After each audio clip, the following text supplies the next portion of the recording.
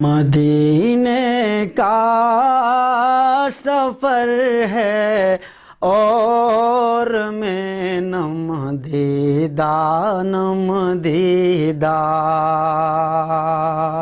مدینے کا سفر ہے اور میں نم دیدہ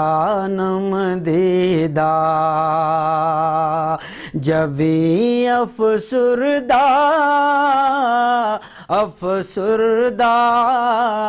قدم لرزیدہ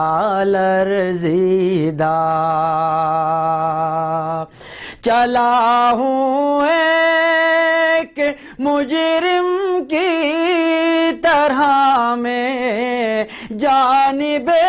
طیبہ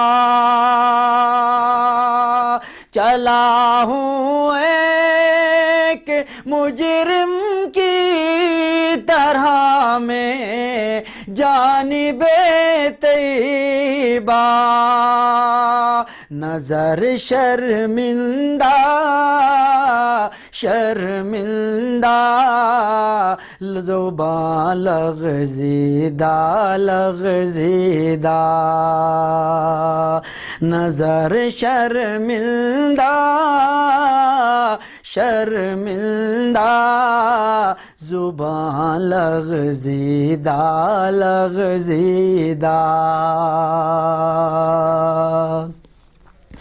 کسی کے ہاتھ نے مجھ کو سہارا دے دیا ورنہ کسی کے ہاتھ نے مجھ کو سہارا دے دیا ورنہ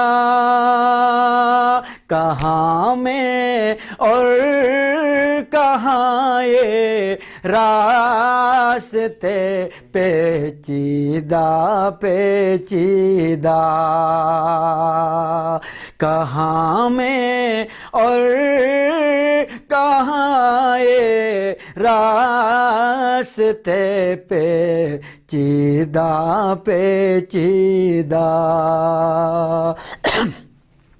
بصارت کھو گئی لیکن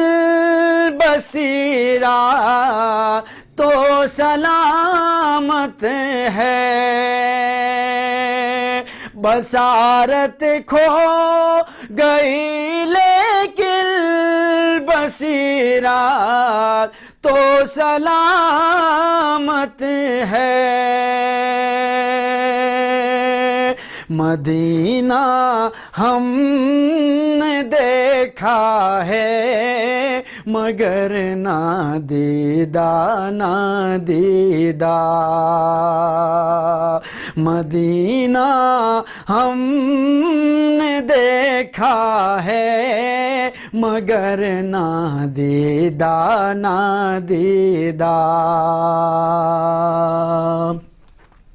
مدینہ جا کے ہم سمجھے تقدس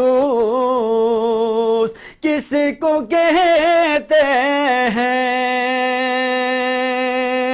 مدینہ جا کے ہم سمجھے تقدس کس کو کہتے ہیں ہوا پاکیزہ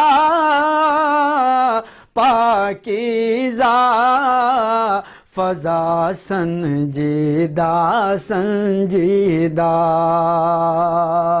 ہوا پاکیزہ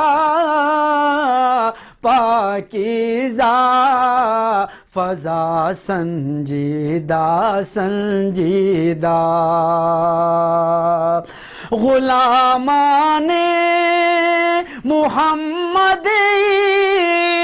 اس طرح آئیں گے محشر میں غلامان محمد اس طرح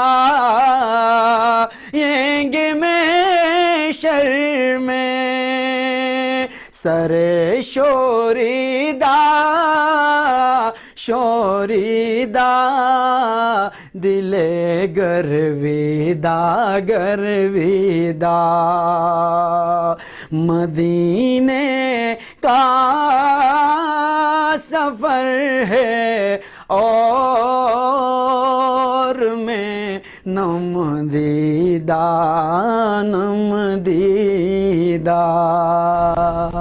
اعوذ باللہ من الشیطان اللعین الرجیم بسم اللہ الرحمن الرحیم رب اشرح لی صدری ویسر لی امری واحلل عقدۃ من لسانی یفقہوا قولی اللہم انطقنی بالہدی والہمنی التقوی ووفقنی الی ما تحب ربنا وترضی الحمد للہ رب العالمین الحمد للہ الذی هدانا لهذا وما كنا لنهتدی لولا ان هدانا اللہ والصلاة والسلام على اشرف الانبیاء والمرسلین حبیب الہ العالمین بالقاسم المصطفى محمد وعلى أولاده الطيبين الطاهرين المعصومين المظلومين الذين أذهب الله عنهم الرجس وطهرهم تطهيرا اللهم صل على محمد وآل محمد ولعنة الله على أعدائهم من الآن إلى قيام يوم الدين أما بعد فقد قال الله تبارك وتعالى في كتابه الكريم ومبرم خطابه العظيم قوله الحق وهو أصدق القائلين بسم الله الرحمن الرحيم شهر رمضان الذي أنزل فيه القرآن هدى للناس وبينات من الهدى والفرقان فمن شهد منكم الشهر فليصمه ومن كان مريضا أو على سفر فعدة من أيام أخر يريد الله بكم اليسر ولا يريد بكم العسر ولتكملوا العدة ولتكبروا الله على ما هداكم ولعلكم تشكرون. مقصد خلقت انسان کے موضوع پہ یہ سلسلہ دروس کا اہتمام ہوا ہے. اس سلسلے کی آج 5واں درس ہے. خداوند تبارک و تعالیٰ نے اپنی ہدایت کی کتاب قرآن مجید میں انسان کی تخلیق کے مختلف اغراض و مقاصد بیان کر چکے ہیں. انشاءاللہ ان سلسلہ دروس میں وہ تمام آیات آپ کی خدمت میں بیان کی جائیں گی جن کے اندر خداوند تبارک و تعالیٰ نے اپنے ارادے سے آگاہ کیا ہے کہ وہ کیا چاہتا ہے کہ اس نے انسان کو کیوں خلق فرمایا ہے. تو سب سے پہلے سورہ ذاریات کی 56 نمبر کی آیت میں خداوند تبارک و تعالیٰ کا فرمان ہے وَمَا خَلَقْتُ الْجِنَّ وَالْإِنسَ إِلَّا لِيَعْبُدُونَ. میں نے انسان اور جنوں کو صرف اور صرف اپنی عبادت کے واسطے پیدا کیا ہے. صرف اور صرف، چونکہ جملہ حصریہ ہے. وَمَا خَلَقْتُ الْجِنَّ وَالْإِنسَ إِلَّا لِيَعْبُدُونَ. میں نے نہیں کیا ہے جنوں اور انسانوں کو خلق إِلَّا لِيَعْبُدُونَ، صرف وہ میری عبادت کریں. تو علماء کی اصطلاح میں ہے جملہ حصریہ جو ہے تحدید اور محدودیت کا معنی دیتا ہے، یعنی صرف اور صرف خلقت انسان اور جن یہ ہے کہ خدا کی عبادت اور بندگی کریں. اب دنیا میں جتنے بھی انسان کے متعلق امور ہیں، کام جو انسان انجام دیتا ہے، ہر کام کے لیے شریعت مقدس اسلام نے کچھ حکم بیان کیا ہے. یا وہ کام جو انسان بجا لاتا ہے واجب ہے، یا وہ کام جو انسان انجام دیتا ہے وہ حرام ہے، یا مستحب ہے، یا مباح ہے، یا مکروہ ہے. ان 5 کاموں سے کوئی بھی کام خالی نہیں. واجب ہے تو قربتاً اللہ اس کو ہر حال میں انجام دیا جانا ہے، جیسے نماز ہے، روزہ ہے، حج ہے، زکوٰۃ ہے، والدین کے احترام کرنا ہے، سچ بولنا ہے، جتنے بھی خداوند تبارک و تعالیٰ کی طرف سے فرمان جاری ہوئے، تقریباً شریعت مقدس اسلامی کے اندر 2038 احکام ہیں جو واجب ہیں، 2038 کم و بیش، اور جو کام خداوند تبارک و تعالیٰ نے حرام کرا دیا ہے، جتنے کام انسان دنیا میں انجام دیتے ہیں ان میں سے تقریباً 2000 کچھ کام ایسے ہیں جن کو خداوند تبارک و تعالیٰ نے حرام کرا دیا ہے، اور باقی کاموں میں سے بہت سارے کام مستحبات میں سے ہیں، یعنی مستحب ایسا کام جس کے انجام دینے پہ اللہ راضی ہوتا ہے، انسان کو دنیاوی اور اخروی فوائد ملتے ہیں۔ مثلا نماز تہجد پڑھنا مستحب عمل ہے، لیکن اس کے دنیاوی اور اخروی فوائد زیادہ ہیں۔ وَمِنَ اللَّيْلِ فَتَهَجَّدْ بِهِ نَافِلَةً عَسَىٰ أَن يَبْعَثَكَ رَبُّكَ مَقَامًا مَحْمُودًا نَافِلَةً بِهِ عَسَىٰ أَن يَبْعَثَكَ رَبُّكَ مَقَامًا مَحْمُودًا، رات کو اٹھ کے نماز تہجد بجا لایا کرو، واجب نمازوں سے اضافہ، تاکہ خداوند تبارک و تعالیٰ چاہتا ہے اس نماز تہجد کے ذریعے سے آپ کو مقام محمود عطا کرے۔ مقام محمود یعنی وہ مقام جس کی ہر کوئی بندہ تعریف کرے، خدا، فرشتے، انبیاء، اولیاء اللہ اور بندگان خدا اس کی تعریف کریں۔ اگر کوئی بندہ جس طرح پہلے بھی عرض ہوا ہے نماز تہجد پڑھنے کا عادی ہو، پابندی کے ساتھ نماز تہجد پڑھ لیتا ہے تو جگہ جگہ پہ اس کی تعریف ہو جاتی ہے، رزق کا بھرمار ہوتا ہے۔ دنیا میں جتنے بھی مشکلات اور پریشانیاں ہیں ان سب کا حل نماز تہجد کے اندر، یہ خدا کی ایک بہترین عبادت ہے، انشاءاللہ روایت میں ملتا ہے، وہ آپ کی خدمت میں عرض کروں گا۔ اور جو کام خدا کے لیے ناپسندیدہ ہیں، مکروہات ہیں، مثلا کھڑے ہو کے کھانا کھانا یا باتھ روم کے اندر بیٹھ کے کھانا کھانا، کچھ ایسے مکروہات ہیں، بائیں ہاتھ سے کھانا کھانا یا دن کے وقت انسان کھڑے ہو کے پانی پیے، یہ مکروہات میں سے۔ تو مکروہات کو خداوند تبارک و تعالیٰ پسند نہیں کرتا، لیکن انجام ترک کر کوئی بندہ خدا کی خوشنودی اور رضا کے لیے،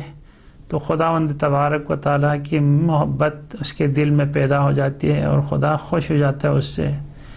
اب رہ گئے 5 وہ کام جو مباح ہیں۔ مباح یعنی جس کے کرنے کے لیے بھی کوئی تاکید نہیں شریعت کی طرف سے، اور جس کے نہ کرنے میں بھی کوئی حکم نہیں ہے، آپ کی مرضی پہ چھوڑا گیا ہے۔ مثلا آپ 1 وقت کا کھانا کھائیں، 2 وقت کا کھانا کھائیں، 3 وقت کا کھانا کھائیں یا نہ کھائیں، یہ مباح کام ہے۔ بہت سارے کام ہیں انسان کی زندگی میں جن کے متعلق خدا نے آپ کو آزاد رکھا ہے، لیکن بندگی کا تقاضا یہ ہے، عبودیت اور ربوبیت کا تقاضا یہ ہے کہ ان مباح کاموں کو بھی انسان رنگ الہی دے کے قربتاً اللہ بجا لائے۔ مثلا کوئی بندہ صبح گھر سے نکلتا ہے ملازمت کے لیے، مزدوری کے لیے، تجارت کے لیے، کاروبار کے لیے، کسی بھی مقصد کے لیے گھر سے نکلتا ہے، بظاہر یہ مباح کام ہے، لیکن اگر وہ اس نیت سے جائے کہ میں ان کاموں کو اس لیے بجا لاؤں تاکہ کاروبار کروں، ملازمت کروں، کچھ رقم مل جائے تو اس میں سے کچھ صدقہ دوں، خمسہ ادا کروں، زکوٰۃ دوں، راہ خدا میں خرچ کروں، کسی مسجد میں، کسی امام بارگاہ میں، کسی یتیم خانے میں، یا کسی غریب مسکین پریشان حال کے گھر میں اس کے لیے کچھ امداد پہنچا سکوں یا کسی کا قرضہ ادا کر سکوں، ان نیک نیتوں کے ساتھ اگر کوئی بندہ اللہیت کے ساتھ مباح کاموں کو انجام دیتا ہے تو پھر وہ مباح کام نہیں رہ جاتے ہیں، بلکہ وہ عبادت کے رنگ میں ڈل جاتے ہیں۔ تو جو بھی مخلوقات خدا ہیں، ان تمام مخلوقات خدا ہر اپنی نوعیت کی عبادت خدا میں مصروف ہیں۔ یسبح للہ ما فی السماوات و ما فی الارض، جو کچھ آسمانوں میں، جو کچھ زمینوں میں، سب اپنی جگہ پہ خداوند تبارک و تعالیٰ کی تسبیح کرتے ہیں، لیکن انسان کو خداوند تبارک و تعالیٰ نے خصوصیت کے ساتھ عبادت کے واسطے پیدا کیا ہے۔ اب عبادت یعنی کیا؟ کیسے انسان عبادت کرے، عبادت کس طرح کریں؟ تو یہ خداوند تبارک و تعالیٰ نے کچھ فرائض ہمارے اوپر فرض کر کے بتلا دیا ہے، اگر تم میرے اطاعت اور بندگی چاہتے ہو تو ان کاموں کو انجام دو، ان کاموں سے اجتناب کرو۔ یا ایھا الناس اعبدوا ربکم الذی خلقکم والذین من قبلکم لعلکم تتقون۔ سورہ بقرہ کی 21ویں اور 22ویں نمبر کی آیت میں خداوند تبارک و تعالیٰ خصوصیت کے ساتھ کہتا ہے انسان اپنے رب کی عبادت کیا کرو، اس رب کی الذی خلقکم جس نے تمہیں خلق فرمایا ہے، والذین من قبلکم آپ سے پہلے والے لوگوں کو بھی خلق فرمایا ہے۔ کیوں عبادت کرو اپنے اس خالق کی؟ کہا لعلکم تتقون، تاکہ آپ متقی پرہیزگار بن جاؤ۔ یعنی انسان عبادت میں مصروف رہے، جس طرح اب کوئی بندہ بس نمازیں ہی پڑھتا رہے۔ مثلا اگر کوئی بندہ دن میں پابند ہو کہ وہ 15 دنوں کی نماز قضا بجا لائے، اب 15 دن کی نماز قضا بجا لانے کے لیے انسان کو کم از کم 3 یا 4 گھنٹے مسلسل نماز پڑھنا ہے۔ اگر مسلسل 3 یا 4 گھنٹے انسان نماز جو عبادت خدا ہے اس میں مشغول ہو جائے تو پھر وہ گناہ سے آٹومیٹک محفوظ رہتا ہے، متقی پرہیزگار خود بخود بن جاتا ہے، چونکہ نماز کے دوران اس کے لیے گنجائش نہیں کہ وہ کوئی گناہ کرے، کسی غیبت کرے یا کسی کا مال حرام کھائے یا کوئی کسی کے اوپر ظلم و ستم کرے یا مثلا زنا لواط اس قسم کے محرمات میں مبتلا ہو، چونکہ نماز ان سب چیزوں سے روکتی ہے۔ تو یہ عبادت لعلکم تتقون، تاکہ آپ متقی پرہیزگار بن جاؤ۔ جس طرح بھی اسی ماہ رمضان المبارک میں خدا نے روزے فرض کر کے ہمیں بتلایا اگر تم روزے رکھو گے تو متقی پرہیزگار بن جاؤ گے۔ اب واقعاً آپ ان دو انسانوں کے درمیان آپ فرق محسوس کریں گے، جس نے روزہ رکھا ہے اور جس نے روزہ نہیں رکھا ہے۔ واضح طور پہ فرق محسوس ہوگا کہ جس نے روزہ رکھا ہے وہ متقی پرہیزگار، کیونکہ وہ کسی کا مال حرام نہیں کھا سکتا ہے، وہ اس دوران کوئی زنا میں مرتکب نہیں ہو سکتا، کوئی فعل حرام لواط کا مرتکب نہیں ہو سکتا، چونکہ ان کے ذریعے سے اس کے روزے باطل ہو جاتے ہیں، اور جب روزے باطل ہو جاتے ہیں تو کفارہ اس کے اوپر واجب ہو جاتا ہے۔ تو انسان اس خوف سے کہ اس کے اوپر کفارہ واجب نہ ہو، اس کا روزہ باطل نہ ہو، اس وجہ سے وہ ان سارے روزے کو باطل کرنے والے گناہوں سے اور دیگر جو روزے کو باطل نہ کرنے والے بھی گناہ ہیں، عظمت روزے کی وجہ سے ان سے انسان اجتناب کر لیتا ہے۔ تو یہ روزہ ہے جس نے انسان کو متقی پرہیزگار بنایا۔ تو خدا کی عبادت کرو، اس عبادت کے ذریعے سے انسان جو ہے متقی پرہیزگار بن جاتا ہے۔ دیکھیں وہ پروردگار، ہم دنیا میں کوئی بندہ ہمارے اوپر کوئی احسان کر لیتا ہے تو ہم اس کا اپنے آپ کے اوپر بڑا حق سمجھتے ہیں کہ ہم کوشش کرتے ہیں احسان کا بدلہ دیں، کبھی اس کی مخالفت نہ کریں، اس کا احترام کریں، اس کو نوازیں، ہر طریقے سے جگہ جگہ اس کی تعریف کریں۔ ایک بندہ ہے جس نے اپنا مال نہیں دیا ہے، خدا نے اس کو مال دیا تھا، جس طرح خود خداوند تبارک و تعالیٰ فرماتا ہے وَأَنفِقُوا مِمَّا رَزَقْنَاكُمْ، تم انفاق کرو اس میں سے جو ہم نے آپ کو دیا ہے۔ اب کوئی بھی بندہ انفاق کر لیتا ہے تو وہ اپنا مال نہیں دیتا ہے، وہ خدا نے اسے جو دیا ہے وہ کسی کے اوپر خرچ کر لیتا ہے۔ تو حقیقت میں مالک حقیقی تو رب ہے جو کائنات کا مالک ہے، اس نے بعض بندوں کو نوازا ہے رزق سے، روزی سے، مال سے، دولت سے، اب ان سے کہتا ہے وَأَنفِقُوا مِمَّا رَزَقْنَاكُم مِّن قَبْلِ أَن يَأْتِيَ أَحَدَكُمُ الْمَوْتُ فَيَقُولَ رَبِّ لَوْلَا أَخَّرْتَنِي إِلَىٰ أَجَلٍ قَرِيبٍ فَأَصَّدَّقَ وَأَكُن مِّنَ الصَّالِحِينَ، کہ انسان میں نے جو تمہیں رزق سے نوازا ہے اس رزق میں سے انفاق کر لو موت آنے سے پہلے، کہیں ایسا نہ ہو کہ موت آئے اور پھر اس وقت آپ تمنا کرنے بیٹھ جاؤ کہ پروردگار اس موت میں تھوڑی سی تاخیر کر لو تاکہ میں جو مال ابھی تک ذخیرہ کر چکا ہوں اس مال کو اب خرچ کروں گا اور صالح بندوں میں سے ہو جاؤں۔ تو خدا کہتا نہیں، وہ وقت گزر چکا ہے۔ اذا جاء اجلهم لا يستأخرون ساعة ولا يستقدمون، انسان کی جب اجل آ جاتی ہے تو اس میں ایک لمحہ کے لیے نہ تاخیر ممکن ہے نہ اس میں تقدیم ممکن ہے۔ یہ ایک بات ہے جو انسان کہہ دیتا ہے، لیکن جب اجل میں تاخیر بھی ہو جاتی ہے پھر بھی فراموش کر لیتا ہے۔ بار بار انسان اپنی زندگی میں دیکھ لے کتنے ایسے حوادث اور مشکلات سے دوچار ہوا، کتنی دفعہ اس نے عزم اور ارادہ کیا ہے نیک اور صالح بننے کے لیے، خمسہ زکوٰۃ ادا کرنے کے لیے، اور بہت سارے مالدار لوگ ہیں جب پھنس جاتے ہیں تو آتے ہیں بھاگتے ہوئے، آگا ہمارا اتنا مال کا خمس بنتا ہے، ہم یہ ادا کریں گے، ہمیں تھوڑی سی مہلت دے دیں، اور جب وہ مصیبت ٹل جاتی ہے تو پھر ان کا نام و نشان بھی نظر نہیں آتا، غائب ہو جاتے ہیں۔ یا اگر کسی فرد کا یا افراد کے والدین دنیا میں مر جاتے ہیں جنہوں نے اپنی زندگی میں نمازیں نہیں پڑھی، روزے نہیں رکھے، خدا کی عبادت میں کوتاہی کی، تو وہ بیٹے اب والدین کی فوتگی کے دوران بہت زیادہ متاثر ہیں، فوراً آتے ہیں ادھر، آقا صاحب ہمارے بابا کے اوپر 50 سال کی نمازیں قضا ہیں، ہم بجا لانا چاہتے ہیں، ہمارے لیے مسئلہ شرعی بیان کریں۔ اور پھر آہستہ آہستہ آہستہ آہستہ جب والدین کی محبت دل سے ختم ہو جاتی ہے، ان کو فراموش کرنے لگتے ہیں،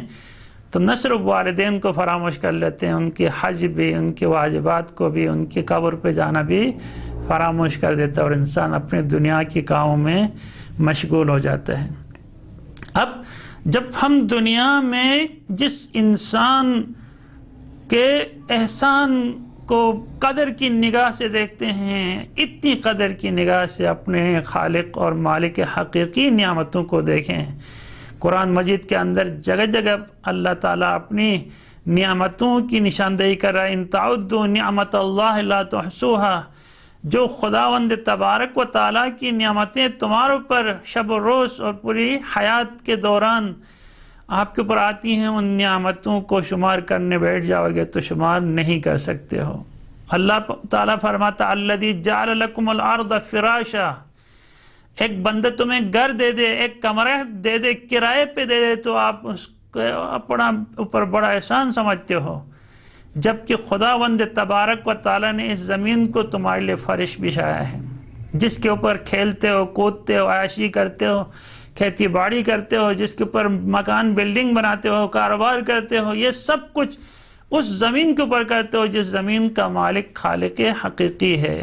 جو خود کہتا ہے الذی جعل لکم الارض فراشا، جس نے زمین کو آپ کے لیے فرش بچھایا کے طور پر بچھایا، جس کے اوپر آپ چلتے پھرتے ہیں، کاروبار کرتے ہیں، والسماء بناء، اور آسمان کو آپ کے اوپر چھت کے طور پہ بنایا خداوند تبارک و تعالیٰ نے، جس سے آپ استفادہ کرتے ہو۔ اور نہ صرف زمین اور آسمان بنا کے اللہ پاک نے اپنی نعمت کو یہاں تک محدود کر دیا، بلکہ وَأَنزَلَ مِنَ السَّمَاءِ مَاءً، اور پھر اللہ پاک نے آسمان بنانے کے بعد اس آسمان سے بارش بھی برسایا، اور پھر فَأَخْرَجَ بِهِ مِنَ الثَّمَرَاتِ رِزْقًا، پھر اسی بارش کے ذریعے سے جو زمین بچھائی گئی ہے، اس زمین میں سے خداوند تبارک و تعالیٰ نے مختلف میووں اور ثمرات کو رزق کے طور پہ آپ کے لیے اگایا۔ فَلَا تَجْعَلُوا لِلَّهِ، ان سب کرنے کے بعد اب اللہ کیا چاہتا ہے؟ یہ سب کچھ اللہ نے آپ کے لیے کیا، آپ کو پیدا کیا، آپ کے والدین کو پیدا کیا، زمین و آسمان کو پیدا کیا، اس میں جو عیاشی آپ کر رہے ہو ان عیاشی کے تمام تر آسائش اور مواد خداوند تبارک و تعالیٰ نے پیدا کیا، اور کہا یہ سب کچھ تیرے لیے، یہ سب کچھ تیرے لیے۔ اب جب یہ سب کچھ تیرے لیے ہے تو تم میرے لیے ہے، جب تم میرے لیے ہے تو فَلَا تَجْعَلُوا لِلَّهِ اندادا، پھر خدا کے لیے آپ کسی اور کو لا کے خدا کی جگہ پہ مت بٹھانا، خدا کے مقابلے میں کسی کو لا کے مت بٹھانا، یہ سب کچھ اس حکیم مطلق کے کارنامے ہیں۔ اب جا کے کسی اور گٹھیا انسان جس نے آپ کے اوپر کوئی ادنی سے احسان کیا اس کی تو مان لو، لیکن اپنے رب کی نہیں مان لو۔ اور کبھی انسان کسی خدا کے مقابلے میں بت کو لا کے کھڑا کر دیتا ہے، کبھی انسان خدا کے مقابلے میں کسی درخت کی پرستش کرتا ہے، اپنے ہاتھوں کی بنائی ہوئی مورتیوں کا انسان اطاعت اور بندگی کرتا ہے، کبھی کسی جانور جس کو خدا نے انسان کے استفادے کے لیے خلق فرمایا ہے اسی جانور کی پرستش کرنے میں بیٹھ جاتا ہے، لیکن اس خالق حقیقی جو لم یزل ولا یزال کی ذات ہے اس کے بارے میں انسان غافل رہتا ہے۔ اور پھر کبھی انسان اپنے رب کے مقابلے میں اپنی ذات کو لا کے کھڑا کر دیتا ہے، فرعون، نمرود، شداد جیسے افراد انا ربکم الاعلی کہتے ہیں، ہم آپ کے رب ہیں، وہ خالق اور مالک کو چھوڑ دو جو نظر نہ آنے والی ذات ہے، ہمیں دیکھو، ہم جو کچھ دے رہے ہیں ہم دے رہے ہیں۔ کبھی انسان بظاہر تو لا الہ الا اللہ محمد رسول اللہ کہتا ہے، لیکن اپنے نفس کو اتنی اہمیت دیتا ہے کہ کوئی بندہ خدا کی اطاعت اور بندگی کرے، جیسے خود اسی ماہ رمضان المبارک میں کوئی شخص شقی ماہ رمضان کے دوران اپنی بیوی سے ایک ناجائز فعل کا مطالبہ کرے جو خداوند تبارک و تعالیٰ اس سے راضی نہیں، بیوی انکار کرنے پہ اس سے ضرب و شتم کا نشانہ بناتا ہے، ظلم و ستم کا نشانہ بناتا ہے، انواع اقسام کی اذیتوں سے انہیں دوچار کر لیتا ہے، اپنے نفس کو خدا کے مقابلے میں بیچاری کہتی ہے یہ خدا کا حکم ہے، وہ کہتا ہے خدا تم میری بیوی میری حکم مانو۔ اب یہ انسان، اور پھر عبادت کے مرحلے میں بسا اوقات انسان شرک خفی میں مبتلا ہو جاتا ہے۔ خدا نے کہا کہ فَلَا تَجْعَلُوا لِلَّهِ اندادا، خدا کے لیے کسی کو کبھی بھی اس کے مقابلے میں مت لانا، لیکن انسان بسا اوقات خدا کی عبادت کر لیتا ہے۔ بھائی آپ نے نماز تہجد پڑھ لی رات کو، دن میں آ کے کسی کو بتانے کی ضرورت کیا ہے؟ آپ نے روزہ رکھا ہے، کسی کو بتانے کی ضرورت کیا ہے؟ آپ نے راہ خدا میں انفاق کیا خدا کے حکم پہ، خدا کی رضا کے لیے، اس کی پرچار کرنے کی ضرورت کیا؟ اس لیے چونکہ آپ اگر یہ کام خدا کے لیے کیے ہوتے، صرف خدا کے لیے کیے ہوتے تو خدا کی پرچار کرتے، اپنی پرچار نہیں کرتے۔ نفس شامل ہے، اور یہ وہ مصیبت ہے انسان خدا کے نام سے کر لیتا ہے، لیکن حقیقت میں دل میں خواہش یہ ہے کہ اس کا اپنا نام نکل آئے، جگہ جگہ پہ اس کی تعریف ہو، اس کی شہرت ہو، تختی کے نیچے اس کا نام ہو، جہاں پہ کوئی مسجد بنی ہو یا کوئی ادارہ بنایا ہو اس کا نام آ جائے۔ کیوں؟ صرف اس لیے کہ لوگوں کے درمیان اس کی شہرت ہو جائے۔ یہ مسلمانوں ماہ رمضان المبارک کے دوران ان چیزوں کا بہت زیادہ خیال رکھنے کی ضرورت ہے کہ کہیں ایسا نہ ہو کہ ہم خدا کے مقابلے میں کبھی کسی غیر اللہ کو مقابلے میں لا کے کھڑا کر دیں، یا کبھی اپنے نفس کو لا کے خدا کے مقابلے میں کھڑا کر دیں۔ دو مصیبتیں ہیں۔ رسول پاک اسلام نے کہا ان اخوف ما اخاف علی امتی الشرک الخفی، میں اپنی امت کے بارے میں جس چیز سے سب سے زیادہ ڈرتا ہوں وہ شرک خفی ہے۔ قالوا یا رسول اللہ وما الشرک الخفی، اصحاب نے عرض کیا یا رسول اللہ شرک خفی کیا چیز ہے؟ کہا الریا، دکھاوے کے لیے کوئی عمل بجا لائے تو میں ڈرتا ہوں کہ انسان کام عمل تو خدا کے نام سے کرتا ہے، نیت اس کی اپنی ہوتی ہے، یہ شرک خفی ہے۔ اسی طریقے سے خداوند تبارک و تعالیٰ نے شرک خفی سے شدت کے ساتھ اس کے عمل کو باطل کرا دیتا ہے۔ اگر کوئی بندہ ماہ رمضان کے دوران 99% روزہ خدا کے لیے رکھے اور 1% روزے جو ہے انسان کسی کو دکھانے کے لیے، کسی اور دنیاوی ہدف مقصد کے لیے، تو خداوند تبارک و تعالیٰ 99% کو بھی مسترد کرتا ہے کہ میں خیر شریک ہوں کہ میرے ساتھ کسی کو مقابلے میں نہ لایا جائے۔ وَاذْكُرْ رَبَّكَ فِي نَفْسِكَ تَضَرُّعًا وَخِيفَةً وَدُونَ الْجَهْرِ بِالْغُدُوِّ وَالْآصَالِ وَلَا تَكُنْ مِنَ الْغَافِلِينَ۔ سورہ اعراف کی 205 نمبر کی آیت میں خداوند تبارک و تعالیٰ کہتے ہیں اپنے رب کی اپنے اندر چھپا کے علی الاعلان صبح شام یاد کیا کرو اللہ کی۔ وَلَا تَكُنْ مِنَ الْغَافِلِينَ، رب ایسا نہیں ہے کہ جس سے انسان غافل رہے۔ وَلَا تَكُنْ مِنَ الْغَافِلِينَ، انسان غافلوں میں سے مت بن جا۔ وَاعْبُدْ رَبَّكَ حَتَّى يَأْتِيَكَ الْيَقِينُ، انسان خدا کی عبادت کرے، بندگی کرے، یہاں تک بندگی کرے کہ انسان کو یقین کی منزل تک رسائی ہو سکے۔ اور انسان جب یقین کی منزل پہ آ جاتا ہے تو جیسا پہلا عرض ہوا کہ اس سے کوئی پرواہ نہیں ہوتی اب یقین کی منزل پہ پہنچنے کے بعد کہ وہ سختی میں زندگی گزارے، آسائش میں، بیمار ہو یا شفایاب ہو، فقر ہو یا تنگ دستی ہو یا عمارت ہو، غنا ہو، غنی ہو، کسی صورت میں اسے کوئی پرواہ نہیں ہوتی۔ جس طریقے سے انسان جب یقین کی منزل میں پہنچتا ہے تو خداوند تبارک و تعالیٰ سورہ تکاثر میں ارشاد فرماتے ہیں الہاکم التکاثر حتی زرتم المقابر کلا سوف تعلمون ثم کلا سوف تعلمون کلا لو تعلمون علم الیقین لترون الجحیم۔ اگر انسان یقین سے کسی چیز کو جان لے تو پھر اس کی کیفیت یہ ہوتی ہے لترون الجحیم، اس دنیا میں بیٹھے بیٹھے انسان جہنم کو دیکھ سکتا ہے، جنت کو دیکھ سکتا ہے۔ یقین کی منزل پہ پہنچنے کے بعد انسان لوگوں کی دلوں کی رازوں سے آگاہ ہو جاتا ہے، انسان لوگوں کی دماغ پڑھ لیتا ہے، انسان مستقبل کے بارے میں پیشگوئی کرنے لگتا ہے، انسان ماضی کے بارے میں تمام حالات سے انسان کو باخبر کر سکتا ہے۔ انسان یقین کی منزل پہ پہنچنے کے بعد اس کے لیے ہر چیز عیاں ہو جاتا ہے، جس طرح اللہ تبارک و تعالیٰ کے لیے ہر چیز عیاں ہیں۔ اور خود رب نے یہ بھی حدیث قدسی میں ارشاد فرمایا ہے اطعنی عبدی اجعلک مثلی، میرے بندے تو میری اطاعت اور عبادت کر کے دیکھ کہ میں کیا کرتا ہوں تمہارے ساتھ۔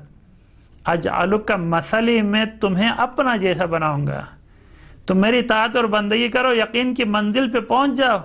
میں تمہیں اپنا جیسا بناؤں گا۔ اور جب میں تمہیں اپنا جیسا بناؤں گا تو میں چاہتا ہوں کسی چیز کے بارے میں تو اس سے فقط کہہ دیتا ہوں ہو جا، تو وہ ہو جاتی ہے۔ اور جب تم مجھ جیسا بنو گے، تم بھی کسی چیز کو چاہو گے، کہہ دو گے ہو جا تو وہ ہو جائے گی۔ یہ یقین کی منزل پہ انسان پہنچنے کے بعد، جس طرح وہ پیغمبر کے زمانے میں حارثہ ابن مالک شخص تھا، وہ انتہائی نکاہت اور کمزوری کے ساتھ اس کی آنکھوں میں نیند رہتی تھی، اونگ رہے تھے، اور پھر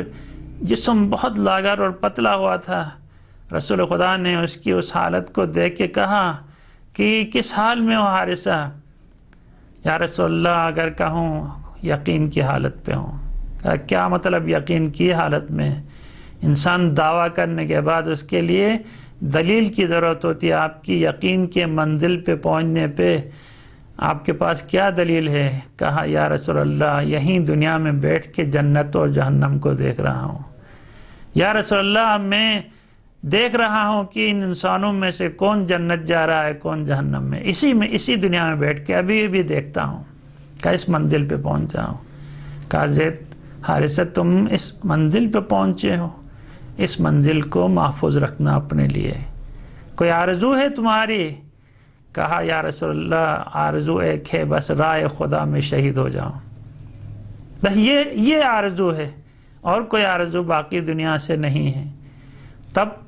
خداوند تبارک و تعالیٰ کے رسول نے ہاتھوں کو بلند کیا کہ اللہم ارزق الشہادہ لحارثہ، پروردگار حارثہ کے لیے شہادت نصیب فرما۔ دیکھیں یہ شہادت کا مرتبہ یقین کی منزل سے بھی، انسان یقین کی منزل پہ پہنچنے کے بعد بھی شہادت کی تمنا کرتا ہے، جس طرح مولا امیر المومنین بار بار اسی ماہ رمضان المبارک میں شہادت کی تمنا کیا کرتے تھے، اور ہر جنگ کے بعد آتے تھے اور روتے تھے۔ جب ساتھی شہید ہوتے تھے مولا کو شہادت اگر نہیں ملتی تو پھر فریاد کرتے تھے، رسول خدا کی خدمت میں عرض کرتے تھے یا رسول اللہ مجھے شہادت نہیں ملے گی۔ اب وہ انشاءاللہ شہادت کے ایام اسی ماہ رمضان مبارک میں آئیں گے تو وہاں پہ تفصیلاً۔ جب حضرت مریم سلام اللہ علیہا کا انتقال ہوا، اس کے انتقال کے دوران جب اسے جنازے کو لے جا کے سپرد خاک کر دیا گیا، اور جناب حضرت عیسیٰ علیہ السلام جو یقین کے منزل پہ تھے، انہوں نے اپنی ماں کی روح سے ملاقات کیا۔ ملاقات کرنے کے بعد کہا ماں جی دنیا میں آنے کی تمنا ہے، خدا نے مجھے وہ صلاحیت دی ہے کہ میں مردوں کو زندہ کر سکتا ہوں۔ تو جناب مریم سلام اللہ علیہا جس نے پوری زندگی محراب عبادت میں بسر کی ہے، خدا کی اطاعت اور بندگی میں، خدا کی طرف سے وہی محراب میں رزق سے نوازا جاتا تھا ان کو، لیکن وہ کہتی ہے تمنا اگر دنیا میں آنے کی ہے تو صرف دو چیزوں کی تمنا ہے، جو آج ہم انسان گرمیوں میں اگر روزے آئیں تو بڑے پریشان ہوتے ہیں، اور سرد راتوں میں عبادت کا وقت آ جائے تو بڑے پریشان ہوتے ہیں۔ جناب مریم سلام اللہ علیہا فرماتی ہیں تمہاری دنیا سے صرف 2 ہی چیزوں کی تمنا ہے کہ گرم دنوں میں روزے رکھوں اور سرد راتوں میں تنہائیوں میں بیٹھ کے اپنے رب کے ساتھ راز و نیاز کروں، مناجات کروں اور خدا کے ساتھ اپنی رشتے کو، اپنی تعلقات کو خدا کے ساتھ خدا کی مرضی خریدنے کے لیے اس کی اطاعت اور بندگی کروں سرد دنوں میں۔ یہ میری تمنا ہے اور بس دنیا میں آنے کی کوئی اور تمنا نہیں ہے۔ اور رسول اللہ فرماتے ہیں حدیث میں، یہ کتنی پیاری اور خوبصورت حدیث ہے، اذا قام العبد من لذیذ مضجعہ، جیسے پہلا عرض کیا تھا، انسان اپنے رب کی عبادت کے دوران یہیں ماہ رمضان میں دن بھر روزہ رکھ کے تھک کے سوئے اور سحری کے وقت صرف اس لیے اٹھتا ہے کہ میں اگر کہیں سحری نہ کھاؤں تو کل ایسا نہ ہو کہ میرا روزہ میرے پر گراں گزرے یا روزہ ٹوٹ جائے، اس لیے وہ نماز کے لیے روز سحری کے لیے اٹھتا ہے اور اٹھنے کے بعد جلدی جلدی سحری کھا کے نماز تہجد پڑھتا ہے، جبکہ گرم بسترے اور نرم بسترے کی لذت کو چھوڑ کے صرف خدا کی خاطر جب بندہ روزہ رکھنے کے لیے کھڑا ہو جاتا ہے، نماز تہجد پڑھنے کے لیے کھڑا ہو جاتا ہے، جبکہ وَالنُّعَاسُ فِي عَيْنَيْهِ، ان کی آنکھ میں نیند کا غلبہ ہے، اونگ رہا ہے، لیکن پھر بھی کھڑا ہو رہا ہے لِيُرْضِي رَبَّهُ جل وعز لصلاۃ لیلہ، صرف اس لیے میں اٹھ کے روزہ رکھوں اپنے رب کی رضا کے لیے، نماز تہجد پڑھوں اپنے رب کی رضا کے لیے۔ انسان دل میں کوئی بات گزرتی ہے تو وہ بات فوراً اللہ تک پہنچ جاتی ہے، اور اللہ تعالیٰ اپنے اس بندے کی اس کیفیت سے آگاہ ہونے کے بعد باہا اللہ بہ ملائکتہ، اپنے ان فرشتوں سے کہتا ہے جن فرشتوں نے انسان کی تخلیق کے دوران اعتراض کیا تھا، پروردگارہ اس انسان کی تخلیق کی ضرورت کیا ہے، ہم تیری اطاعت اور بندگی کے لیے کافی ہیں۔ تو اس وقت سے خداوند تبارک و تعالیٰ مختلف اوقات میں فرشتوں کو بتلاتا ہے کہ اے فرشتوں دیکھو میں نے اس ابن آدم کو کیوں، آدم اور ابن آدم کو کیوں پیدا کیا ہے۔ اب فرماتے ہیں جب یہ بندہ نماز تہجد پڑھنے کے لیے اپنے گرم اور نرم بستر کو چھوڑ کے اس لذت کو ترک کر کے خدا کی رضا کی حصول کے لیے جب نماز تہجد پڑھتا ہے، کہتا ہے فقال اما ترون عبدی ھذا، اے فرشتوں نہیں دیکھ تو میرے اس بندے کو، قد قام من لذیذ مضجعہ، جو اپنے لذیذ اور لذت کی نیند اور بسترے سے صرف اٹھا ہے تو الی صلاۃ، ایک ایسی نماز پڑھنے کے لیے لم افرضها علیہ، جس کو میں نے اوپر فرض بھی نہیں کیا اس کے اوپر، صرف میری عبادت اور رضا کے لیے اس عبادت بجا لانے کے لیے کھڑا ہوتا ہے جس کو میں نے فرض بھی نہیں کیا، اگر وہ نہ اٹھتا تو اس کے اوپر کوئی عذاب بھی نہ ہوتا۔ اب جب اس بندے نے میری رضا کے لیے یہ سب کچھ کیا ہے تو اشہدو، تم لوگ گواہ رہنا، یا اشہدو تم لوگ گواہ رہنا، انی قد غفرت لہو، میں نے اس کی پچھلے سارے گناہوں کو بخش دیا۔ جب میرا بندہ میرے لیے اپنے سب کچھ چھوڑ کے صرف میرے لیے، اور حدیث میں بہت پیاری اور بہت خوبصورت حدیث ہے، حدیث میں ملتا ہے من ترک للہ شیئا عوضہ اللہ خیرا، جب کوئی بندہ خدا کے لیے کوئی چیز ترک کر لیتا ہے، جس طرح ماہ رمضان میں کھانے پینے کو ترک کر لیتا ہے، عیاشی اور دیگر عیش و عشرت کو ترک کر لیتا ہے خدا کی خاطر، تو خدا اس سے بہتر کا عوض دیتا ہے دنیا میں بھی اور آخرت میں بھی۔ حدیث میں ہے کہ ما عبد، امام محمد باقر علیہ السلام فرماتے ہیں ما عبد اللہ بشیء افضل من عفت بطن و فرج، خداوند تبارک و تعالیٰ نے انسان کو بہت ساری عبادتیں بجا لانے کا حکم دیا ہے، ان میں سے سب سے افضل عبادت وہ ہے کہ انسان کوئی حرام لقمے سے اپنے پیٹ کو بچائے اور کسی حرام کام سے اپنے شرمگاہ کو بچائے۔ انسان حرام کام سے اپنی شرمگاہ کو بچائے اور حرام لقمے سے اپنے پیٹ کو بچائے۔ اگر کوئی بندہ قدرت رکھتے ہوئے ان دونوں کاموں پہ کہ وہ حرام کھا سکتا تھا، حرام کر سکتا تھا، لیکن صرف خدا کی خوف کی وجہ سے، خدا کی رضا کے لیے اس کام کو ترک کر لیتا ہے، تو پھر یہ افضل ترین عبادت ہے، جو سب سے مشکل عبادت ہے۔ ان مشکل عبادتوں میں سے راہ خدا میں جہاد سب سے مشکل عبادت ہے، لیکن حدیث میں ہے مل مجاہد فی سبیل اللہ اعظم اجرا ممن قدر وعف۔ راہ خدا میں لڑنے والا مجاہد کا اجر اس سے زیادہ نہیں ہے جس بندے نے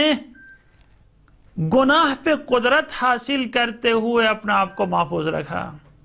حرام کھا سکتا ہے لیکن صرف اس لیے رشوت سے دوچار ہو اور کہے میرے رب نے منع کیا ہے، میں کبھی نہیں کھاؤں گا۔ کوئی ناجائز راستے سے اسے کوئی رزق مل سکتا ہے، کوئی مال مل سکتی ہے، صرف کہے کہ نہیں میرے رب اس سے راضی نہیں۔ کوئی ایسا کام جو اس کی جنسی خواہش کی تسکین کے لیے بہت زیادہ اس کی نفس کے ساتھ ملائم ہے، لیکن وہ کہتا ہے میرے رب نے اجازت نہیں دیا ہے کسی نامحرم کی طرف دیکھنے کو، میرے رب نے اجازت نہیں دیا کسی نامحرم کے ساتھ ہاتھ ملانے کو، میرے رب نے اجازت نہیں دیا کسی نامحرم کے ساتھ خلوتوں میں بیٹھ کے گپ لگانے کو، میرے رب نے اجازت نہیں دیا ہے کسی کی زندگی میں مداخلت کرنے کو۔ لہٰذا ان چیزوں سے انسان قدرت رکھنے کے باوجود اپنے آپ کو بچا لے تو خداوند تبارک و تعالی ایسے انسان کو واقعاً وہ اجر عطا فرماتا ہے جو اس کے راستے میں لڑنے والے مجاہدین کو جو کچھ اجر عطا کر لیتا ہے ان کو عطا کرتا ہے۔ اور پھر فرماتے ہیں ان اللہ عز وجل یحب من عباده المؤمنین کل عبد دعاہ۔ خداوند تبارک و تعالیٰ اپنے مومن بندوں میں سے اس بندے کو سب سے زیادہ چاہتا ہے جو سب سے زیادہ خدا سے مناجات کرے، خدا سے دعائیں مانگے، سب سے زیادہ اس کو چاہتا ہے خدا۔ جب ایسا ہے تو امام فرماتا ہے فَعَلَيْكُمْ بِالدُّعَاءِ فِي السَّحْرِ إِلَى طُلُوعِ الشَّمْسِ۔ انسان کو چاہیے سحر کے وقت اٹھنے کے بعد سے جب سحری تناول فرمائیں اس کے بعد بس عبادت میں مشغول ہو جائے، اور خصوصاً اسی ماہ رمضان المبارک میں مسنون دعائیں، منقول دعائیں، مفاتیح کے اندر، صحیفہ سجادیہ کے اندر دعائیں اور تحفۃ العوام کے اندر دعائیں، دعائے کمیل، دعائے مشلول، دعائے سماعت، دعائے جوشن کبیر، دعائے جوشن صغیر، دعائے عدلیہ، دعائے احد، دعائے ندبہ، یہ دعائیں خدا کے ساتھ راز و نیاز اور مناجات کرنے کے لیے کہتا ہے یہ سحر سے لے کے سورج نکلنے تک یہ وہ 3 گھنٹے ہیں تفتح فیہا ابواب السماء، آسمان کے دروازے کھل جاتے ہیں اس وقت، وتقسم فیہا الارزاق، اسی دوران خدا کی طرف سے رزق تقسیم ہوتا ہے اپنے بندگان کے درمیان، وَيُقْضَى فِيهَا حَوَائِجُ الْعِظَامِ، اسی مختصر 2 گھنٹے کے وقت کے اندر خداوند تبارک و تعالیٰ اپنے بندوں کی بڑی بڑی حاجتوں کو قبول فرماتا ہے۔ اور امام صادق علیہ السلام مولا کائنات کے بارے میں اور ہر مومن جو سننے والے اور دیکھنے والے افراد ہیں سب کے لیے بہت ایک عمدہ تحفہ ہے ماہ رمضان کا، کہ امام جعفر صادق علیہ السلام فرماتے ہیں مولا کائنات نے اپنے اس مکان کے اندر ایک کمرہ مخصوص کیا تھا خدا کی عبادت کے لیے، جو کمرہ نہ بہت زیادہ بڑا تھا نہ بہت چھوٹا، مستحب ہے جس طریقے سے ہر مکان بنانے والے افراد ایک مہمان خانہ کے ساتھ ایک اٹیچ کمرہ رکھتے ہیں تاکہ آنے والے مہمان یہاں پہ ان کی پذیرائی ہو، انہیں مشکلات نہ ہوں، پابند ہیں اپنے گھر بنانے میں، لیکن اللہ تعالیٰ فرماتا ہے کہ امام علی علیہ السلام، امام صادق علیہ السلام علی علیہ السلام کے بارے میں فرماتا ہے، اور حدیث میں بھی ہے اور سنت بھی ہے، مستحب ہے کہ انسان اپنے اس مکان کے اندر ایک چھوٹا سا کمرہ بنا لے، جس کمرے کے اندر صرف تنہائی میں بیٹھ کے عبادت کرے، تنہائی میں کسی کو پتہ بھی نہ چلے، وہاں پہ روئے، خدا کے ساتھ مناجات کر لے، قرآن کی تلاوت کریں، مسنون منقول دعائیں پڑھ لے،